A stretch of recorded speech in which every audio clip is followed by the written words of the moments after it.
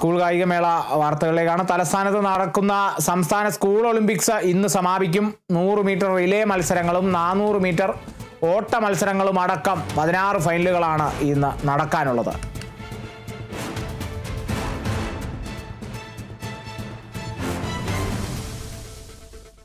സൂര്യഗായത്രി ചേരുന്നു വിവരങ്ങളുമായി. സൂര്യ, ഇന്നിപ്പോൾ സമാപനത്തിലേക്ക് എത്തിയിരിക്കുന്നു.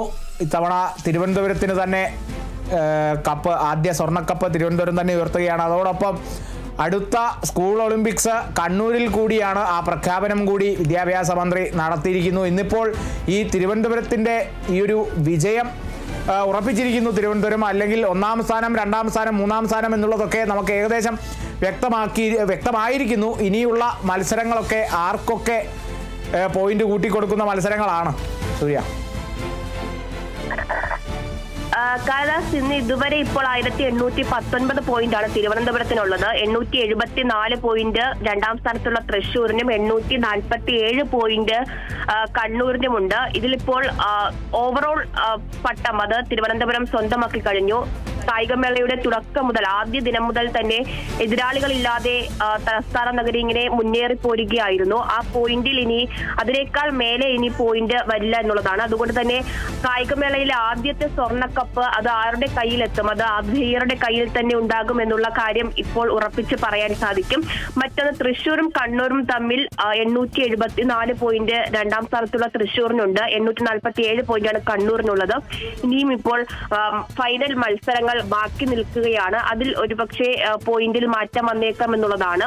അത്ലറ്റിക്സിലും അതുപോലെ തന്നെ 190 പോയിന്റോടുകൂടി കഴിഞ്ഞ ദിവസം മലപ്പുറമായിരുന്നു ഒന്നാമതുണ്ടായിരുന്നത്. 2ാം സ്ഥാനത്ത് 167 പോയിന്റുമായിട്ട് പാലക്കാടുമുണ്ട്. അതിലും പോയിന്റ് വ്യത്യാസം ഉണ്ടാകാം എന്നുള്ളതാണ്. എന്തായാലും ആ ചാമ്പ്യൻഷിപ്പ്, അത് ഓവറോൾ ചാമ്പ്യൻഷിപ്പ് തിരുവനന്തപുരത്തിന് ലഭിക്കും എന്നുള്ള കാര്യം ഉറപ്പായി കഴിഞ്ഞു.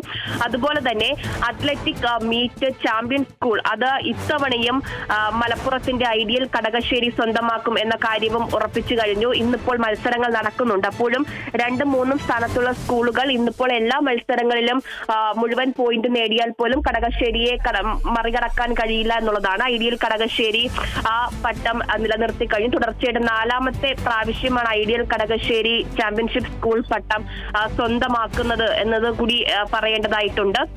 400 മീറ്റർ ഫൈനലുകളും 4x100 മീറ്റർ റിലേയും ഒക്കെയാണ് നടക്കേണ്ടത്.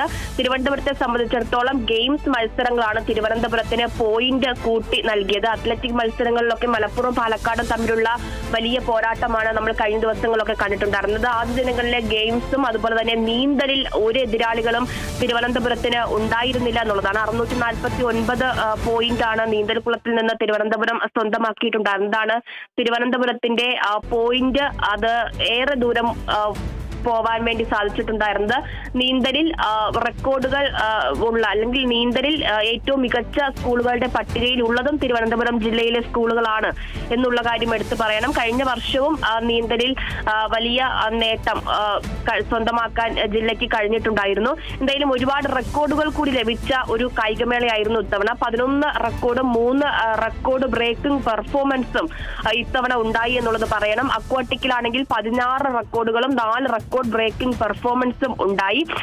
ഇത്തവണ ഇതുവരെ ആകെ 27 റെക്കോർഡുകൾ, 7 റെക്കോർഡ് ബ്രേക്കിംഗ് പെർഫോമൻസുകൾ ഉണ്ടായ ഒരു കായികമേളയായിരുന്നു തിരുവനന്തപുരത്ത് വെച്ച് നടന്നിട്ടുണ്ടായിരുന്നത്. എന്തായാലും കൗമാര കേരളത്തിന്റെ കായികമേളയ്ക്ക് ഇന്ന് സമാപനം കുറിക്കുകയാണ്. മഴ തുടക്കം മുതൽ, കായികമേള തുടങ്ങിയ ആദ്യ ദിനം മുതൽ തന്നെ മഴയുണ്ടായിരുന്നു. പക്ഷെ അത് വലിയ പ്രതിസന്ധി തീർത്തില്ല. ചില ഇനങ്ങളൊക്കെ ചില ഗ്രൗണ്ടിൽ നിന്ന് മാറ്റിവെക്കേണ്ടതായിട്ട് വന്നു. വടംവലി ഉൾപ്പെടെയുള്ള മത്സര ഇനങ്ങളിൽ പല പരാതികൾ ഉയർന്നു വരുന്ന കാഴ്ചയൊക്കെ ഉണ്ടായിരുന്നു. പക്ഷെ അത് വലുതായിട്ട് കായികമേളയെ ബാധിച്ചില്ല എന്നതുകൂടി പറയേണ്ടതായിട്ടുണ്ട്. ഇന്നിപ്പോൾ സമാപന സമ്മേളനം നടക്കുന്നത് 2:30 മണി മുതലാണ്.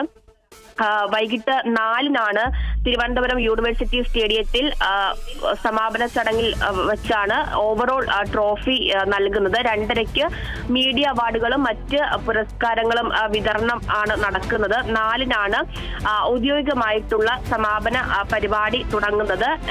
ഗവർണർ രാജേന്ദ്ര വിശ്വനാഥ് അർലേക്കറാണ് മുഖ്യാതിഥിയാകുന്നത്. അതുകൂടാതെ പൊതുവിദ്യാഭ്യാസ വകുപ്പ് മന്ത്രി വി ശിവൻകുട്ടി ചടങ്ങിന് അധ്യക്ഷത വഹിക്കും. മുഖ്യമന്ത്രിമാരായ വീണ ജോർജ്, സജി ചെറിയ, GR അനിൽ ഉൾപ്പെടെയുള്ളവർ പരിപാടിയിൽ പങ്കെടുക്കുന്നുണ്ട്. അറിയിക്കുന്നുണ്ട്. ഓവറോൾ ചാമ്പ്യന്മാർക്കുള്ള മുഖ്യമന്ത്രിയുടെ സ്വർണ്ണ കപ്പ് കൈമാറിയ ശേഷം കായികമേളയുടെ കൊടി താഴ്ത്തുകയും ദീപശിഖ അണയ്ക്കുകയും കായികമേളയുടെ സമാപനം അത് ഔദ്യോഗികമായിട്ട് കുറിക്കുകയും ചെയ്യും. അതിനുശേഷം പിന്നീട് അടുത്ത കായികമേളയ്ക്കുള്ള കാത്തിരിപ്പാണ്. അതെവിടെ വെച്ചാണ് എന്നുള്ളത് മന്ത്രി പ്രഖ്യാപിച്ചു കഴിഞ്ഞു. അടുത്ത കായികമേള കണ്ണൂരിൽ വെച്ച് നടത്താനുള്ള തീരുമാനമാണ് ഇപ്പോൾ എടുത്തിരിക്കുന്നത്.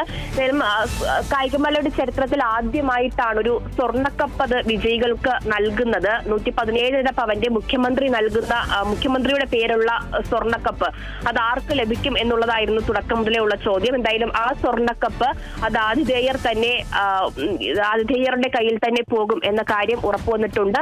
ഇനി നടക്കുന്ന ഫൈനൽ മത്സരങ്ങളുടെ പോയിന്റ് പോലെ 2ാം സ്ഥാനത്തിലും ഒരുപക്ഷെ 3ാം സ്ഥാനത്തിലും മാറ്റം വന്നേക്കാം എന്നുള്ളതാണ്. എന്തായാലും നിലവിൽ ഇതുവരെയും 2ാം സ്ഥാനക്കാരനായി തൃശൂർ ഉണ്ട്. 3ാം സ്ഥാനത്ത് കണ്ണൂരുമാണ് ഉള്ളത്. അതുകൂടാതെ ചാമ്പ്യൻസ് സ്കൂൾ പട്ടം അത് കടകശ്ശേരി സ്വന്തമാക്കി കഴിഞ്ഞു. അതിൽ ഇനിയൊരു മാറ്റം ഉണ്ടാകില്ല എന്നുള്ളതാണ്. എന്തായാലും മത്സരങ്ങൾ ഇപ്പോഴും പുരോഗമിച്ചു ഇരിക്കുകയാണ്.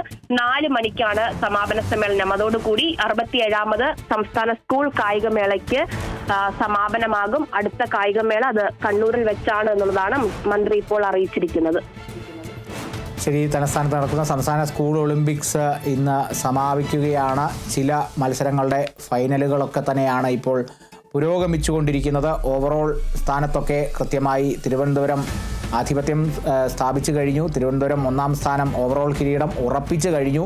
2ാം സ്ഥാനവും 3ാം സ്ഥാനവും ഒക്കെ തന്നെ നിശ്ചയിക്കപ്പെട്ടു കഴിഞ്ഞു. എന്തായാലും ആ പോയിന്റുകളിലേക്ക് കുറച്ചുകൂടി പോയിന്റുകൾ ചേർക്കപ്പെടുന്നു എന്നുള്ളതാണ് ഇന്നിപ്പോൾ നടക്കുന്ന ഫൈനലുകളെ സംബന്ധിച്ച് ഏറ്റവും പ്രധാനമായും പറയാനുള്ളത്. ഓവറോൾ ചാമ്പ്യൻ പട്ടത്തിലൊന്നും ഒരു മാറ്റം ഇനി അങ്ങോട്ട് വരാൻ സാധിക്കില്ല. തിരുവനന്തപുരം തന്നെ ആദ്യ സ്വർണ്ണക്കപ്പ് ഉയർത്താൻ ഒരുങ്ങുന്നു എന്നുള്ളതാണ്. 2:30 തന്നെ സമാപന ചടങ്ങുകളൊക്കെ തന്നെ ആരംഭിക്കും. സൂര്യഗായത്രിയാണ് വിവരങ്ങൾ വായിക്കാൻ.